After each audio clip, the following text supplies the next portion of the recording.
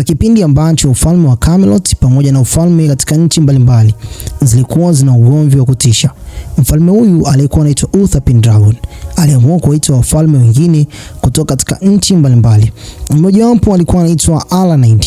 Huyu ni mfalme aliyekuja na msaidizi wake aliyekuwa anaitwa Trico. Basi mfalme huyu alipofika katika ufalme huu, basi alikaribishwa kwa wema na kisha alifika katika chumba cha siri ambacho chumba hicho kwa ajili ya kwake yeye pamoja na msaidizi wake. Trico pamoja na mfalme huyu anaitwa Alanide walikuwa na hila iliyokuwa si ya kawaida. Waliamua kufanya machaguo ambayo ni kipekee sana. Waliamua kutumia uchawi kwa hila zao wenyewe binafsi. Walitamani kuishi maisha ambayo si ya kawaida, bali kutamani ufalme ambao utasababisha vita katika falme nyingine.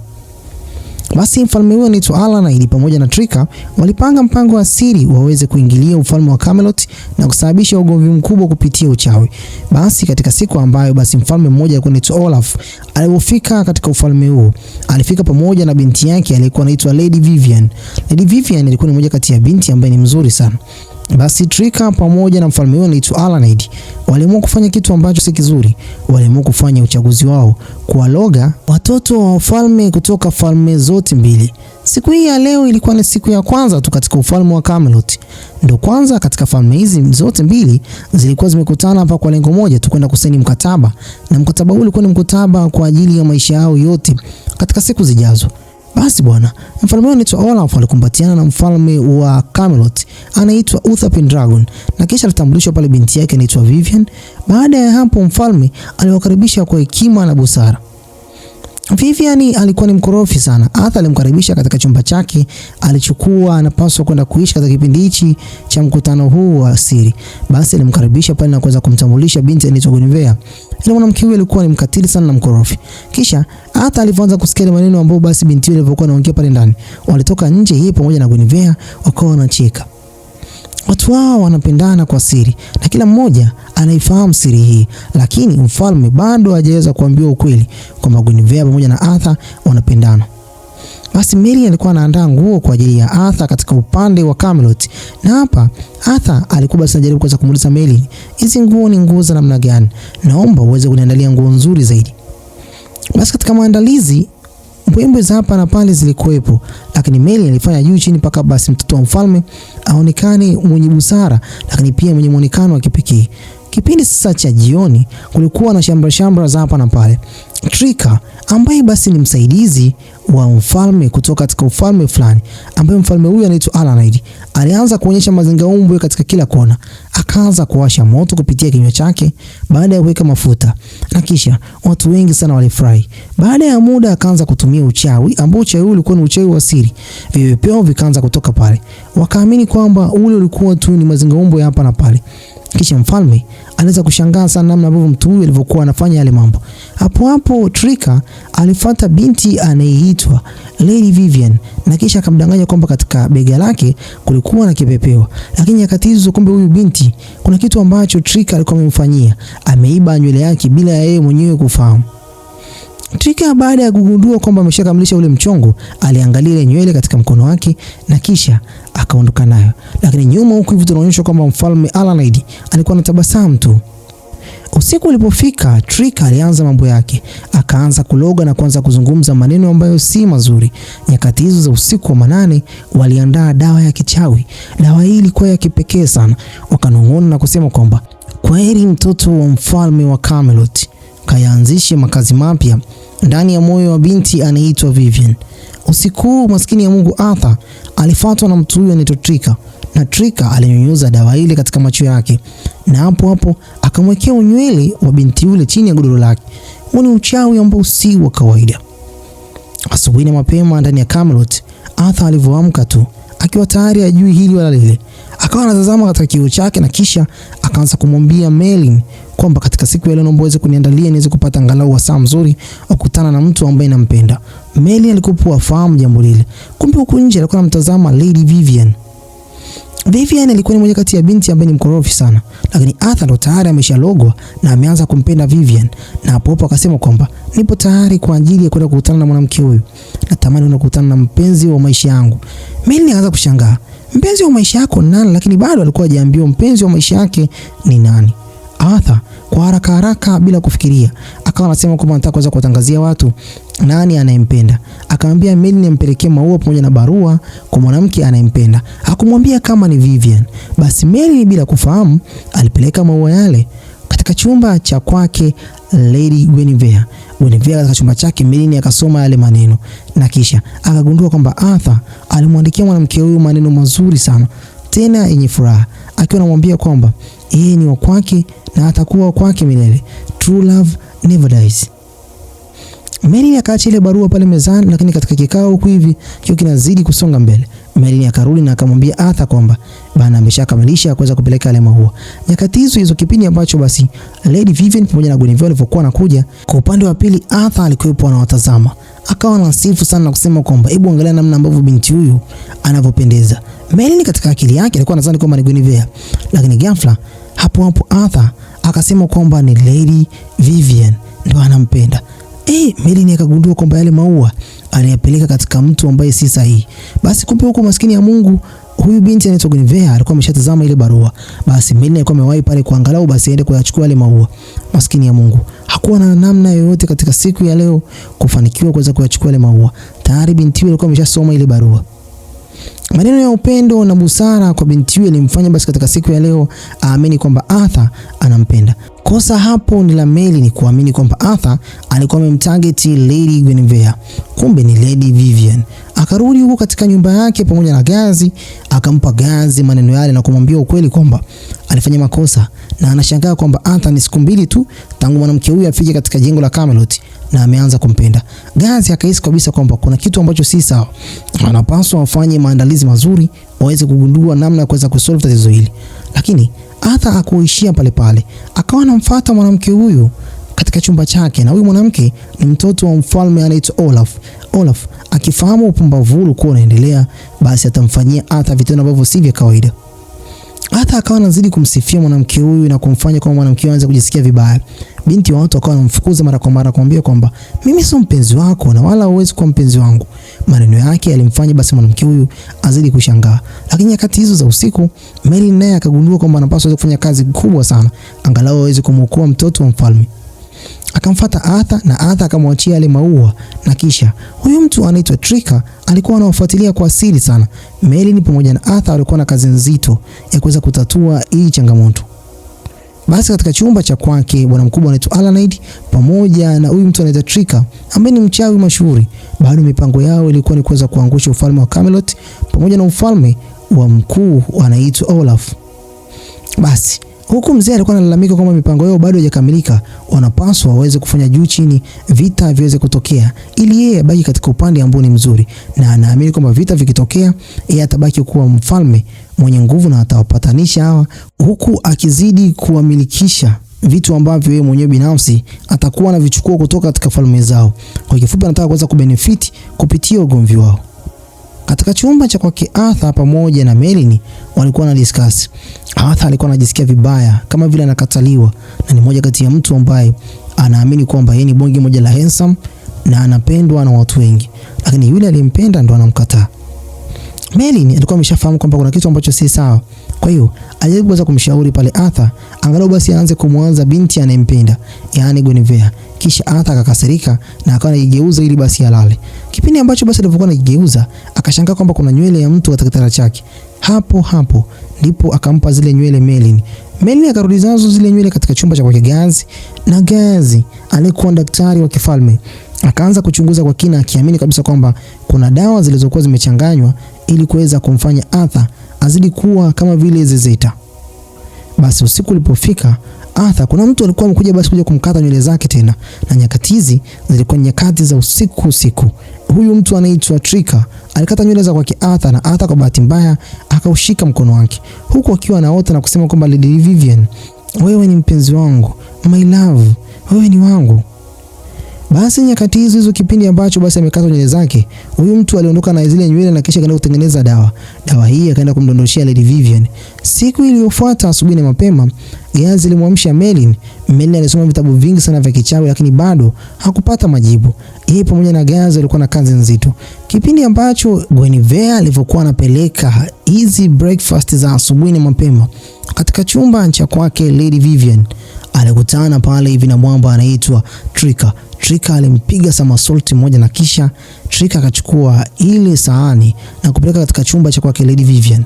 Hichi chumba cha kwake Lady Vivian katika siku ya leo alikuwa anajishangaa mwenyewe binafsi namna ambavyo alivyobadilika. Yaani alikuwa na wengi la kutisha na alikuwa anajaribu kuweza kusema kwamba moyo wangu una furaha katika siku ya leo, nampenda mtu mmoja tu, Arthur Pendragon, ndio mtu ninayempenda. Mapenzi hayakuwa katika moyo wake, lakini hapo bwana mkubwa anaitwa Trika alikuwa anaamini kwamba katika siku zijazo vita itaenda kutokea kupitia triki hii ya kwake yeye pamoja na King Alanide. Basi baada ya muda Lady Vivian kupitia nguo zake zile zile alizokuwa amezivaa, basi bwana mkubwa anaitwa Trika alimshawishi amfuate Arthur ili angalau basi aende kuongea naye. Asubuhi hiyo Arthur alikutana pale na Guinevere.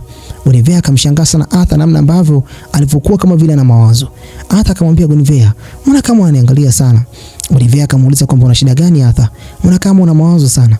Basi Arthur akasema kwamba Guinevere, "Kuna kitu ambacho nilikuwa nimeweza kukituma kwa mtu fulani, lakini inaonekana kwamba mtu huyu hajafurahishwa na hicho kitu." Guinevere akiwa anaamini kwamba Arthur anaongelea ile barua, basi Guinevere akamwambia kwamba hapana, usijali kwamba mtu huyu anakuchukia, bali mtu huyu bado anakupenda na anakujali. Basi Arthur kupitia ile maneno ya Guinevere akaamini kwamba Guinevere itakuwa labda yule mwanamke anaitwa Lady Vivian amemwambia. Basi bwana Arthur akapata hope. Sasa katika chumba cha kwake Arthur, Merlin alikuwa anafanya usafi na kisha pale mlangoni aliingia Lady Vivian. Lady Vivian alikuwa anasema kwamba anamtafuta mpenzi wake. Huku katika mikono yake alikuwa ameshika maua. Merlin alikuwa anashangaa sana, akiwa anajaribu kuweza kumzuia, lakini Lady Vivian alikuwa mkali na alimwambia kabisa kwamba anatamani kumuona mpenzi wake. Lady Vivian alipanda katika kitanda cha kwake Arthur na akaanza kunusa mpaka lile blanketi, akiamini kwamba Arthur ndio kipenzi chake. Basi nyakati hizo huku katika chumba cha mazungumzo kikao kilikuwa kinazidi kuendelea. Basi Trika alifika pale na kisha akamwambia askari mmoja amfuate mfalme anaitwa Olaf, kisha amwambie kwamba binti yake yupo katika chumba cha kwake Arthur na huko inaonekana kwamba walikuwa wanafanya mapenzi.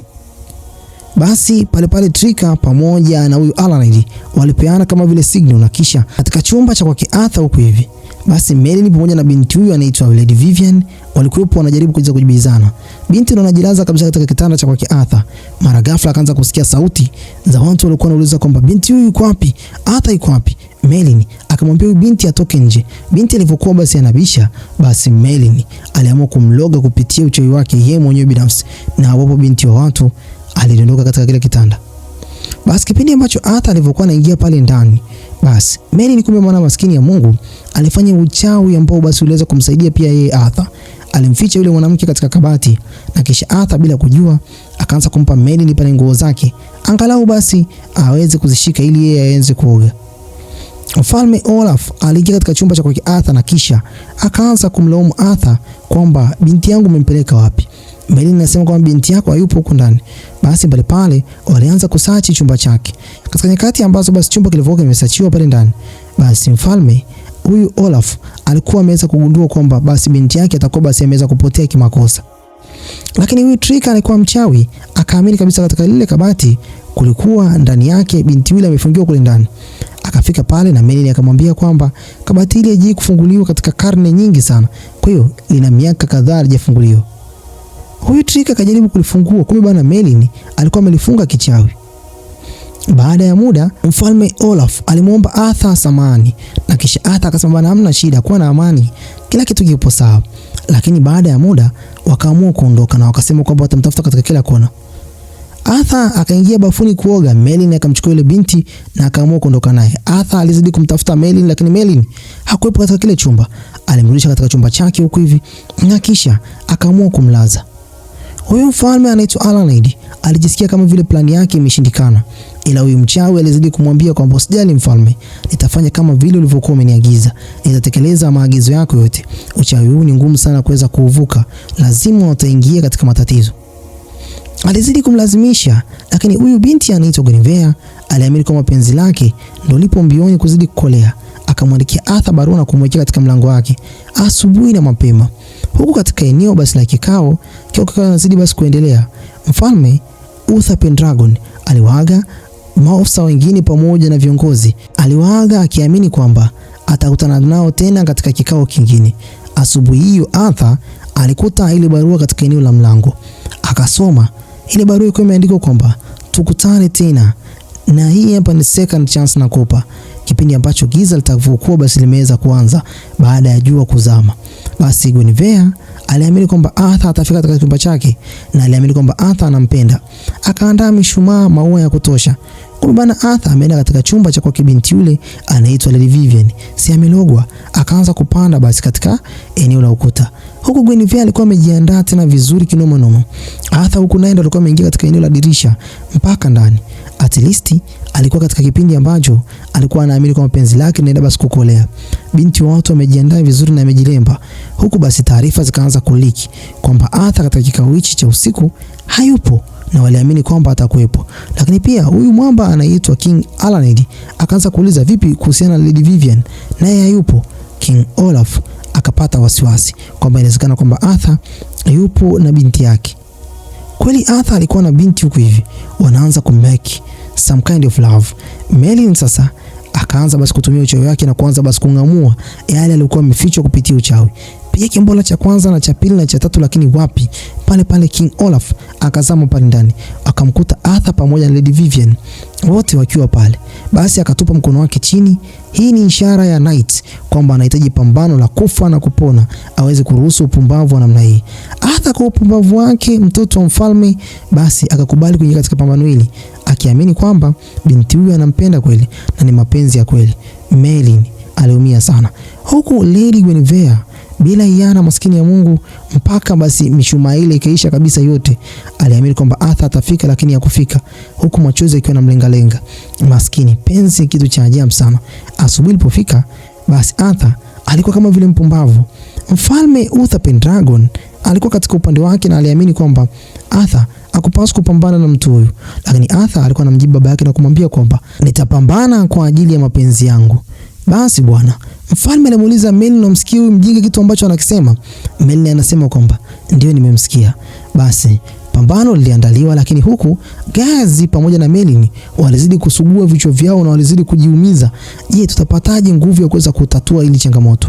Guinevere ndo anapewa siri na Lady Morgana kwamba Arthur anaingia katika pambano la siri kwa kosa la kuweza basi kukutwa na binti wa kwake King Olaf, Lady Vivian. Basi binti wa watu aliumia kinoma noma.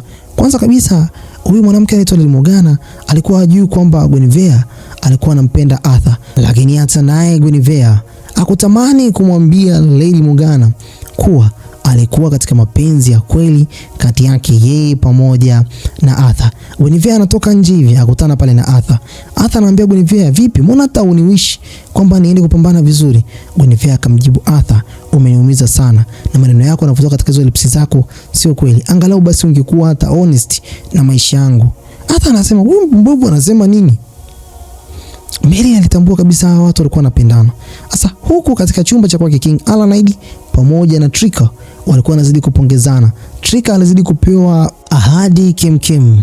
Mfalme huyu alimwambia Trika kwamba ataenda kuvalisha hizo pete zake nyingi sana katika vidole vya kwake Trika, akiamini kwamba Trika ana deserve kupewa hela nyingi pamoja na gold za kutosha, kwa sababu pavu utakwenda basi kutokea ni kwamba Arthur akimuua King Olaf, lazima ufalme wa Camelot uanzishe vita. Lakini pia hata King Olaf akimuua Arthur, lazima pia ufalme wa Camelot uanzishe vita, na yeye ndo atakayeenda kusolve vita hii, kwa sababu yeye yupo katikati na hana ugomvi na mtu. Basi ufalme ulitangaza pale kwamba Arthur anapaswa aanze kuingia katika raundi ya kwanza. Kila raundi inahesabiwa kwa dakika. Raundi hii walihesabu pale muda, mchango unapaswa uanze kushuka mpaka basi utakapokuwa umeisha.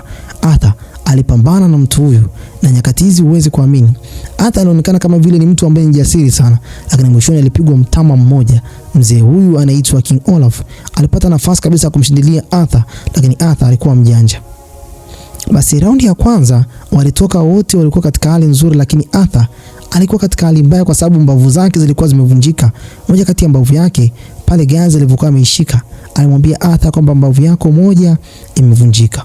Lakini Arthur huwezi kuamini, kwa sababu ya uchawi aliokuwa nao kichwani kwake, alimwambia pale hivi, huyu Gazi, nitafanya chochote kwa ajili ya mapenzi yangu.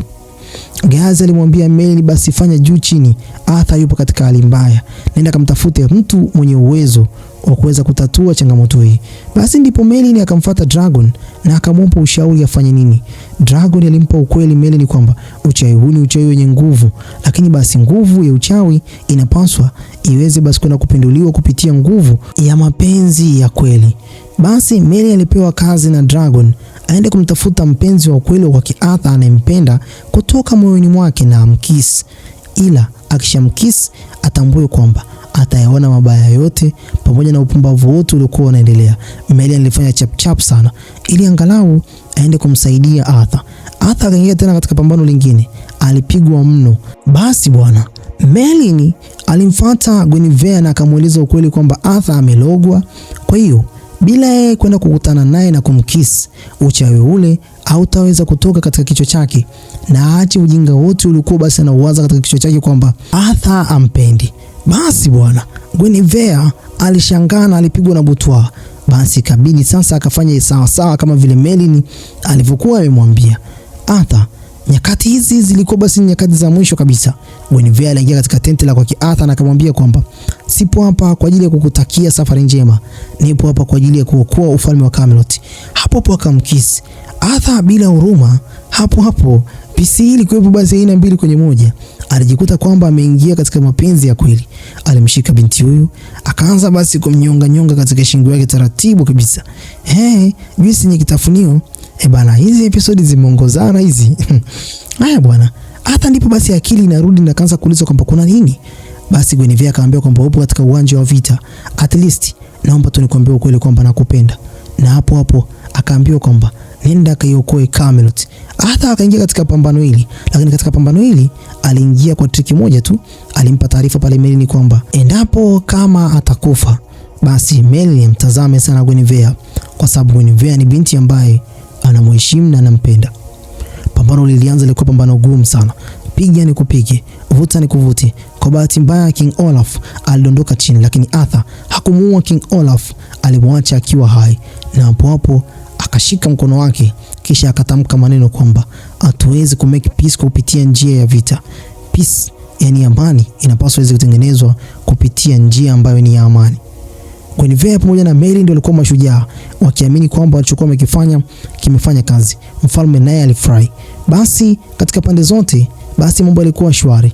Arthur alimfuata Guinevere na akampromise kwamba yeye ni mwanamke anayempenda kweli, lakini Guinevere alikuwa bado na mashaka kwa sababu ujinga uliokuwa umetokea haukuwa umeweza kumfurahisha, na alimruhusu Arthur aende akaoe mtu ambaye anampenda, kwa sababu ufalme auruhusu yeye kumuoa mwanamke ambaye ni servant, yani mfanyakazi wa ndani.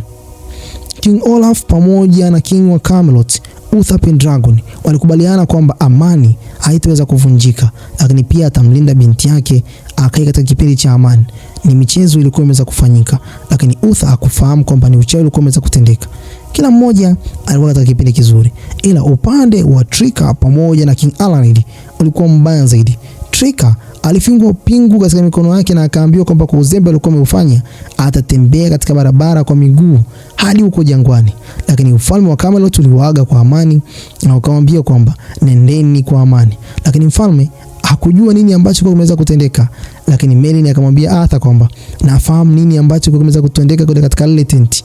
Lady Guinevere alikukiss, lakini Arthur akampiga binti Merlin na kumwambia kwamba naomba tu nikwambie ukweli, ukimwambia mtu yote upumbavu uliokuwa umetendeka katika lile tent, basi nitakumaliza. Bana, naam. Mimi nafikiri kwamba sitakuwa na zaidi kwa mdao. Unaonyesha comment yako hapo chini uniambie umeonaje kazi hii. Bye bye for now.